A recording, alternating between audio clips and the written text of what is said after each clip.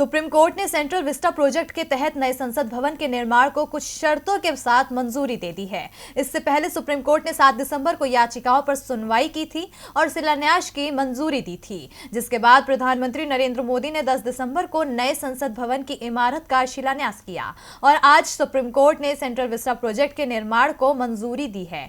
क्या कुछ कहा सुप्रीम कोर्ट ने, देखिए इस रिपोर्ट में। देश की राजधानी दिल्ली के इंडिया गेट के पास नए संसद परिसर के निर्माण को मंजूरी मिल गई है।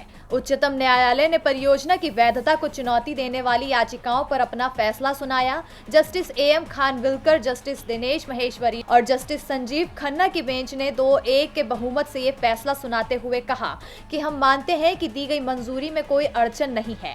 भूमि के उपयोग में बदलाव में कोई असमानता नहीं है। शीर्ष अदालत ने परियोजना को पर्यावरण संरक्षण का ध्यान रखने और वायुमंडलीय प्रदूषण रोकने की कुछ शर्तों के साथ मंजूरी दी है। फैसला सुनाते हुए उच्चतम न्यायालय ने कहा कि DDA एक्ट के तहत शक्ति का प्रयोग न्यायोचित और वैध है।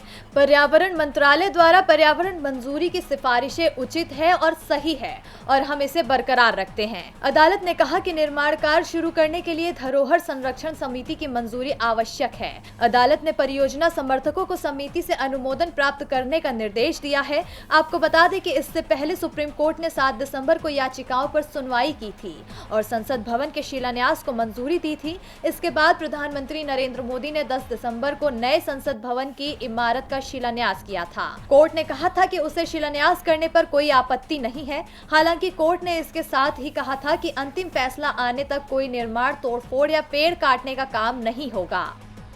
DB लाइव की रिपोर्ट।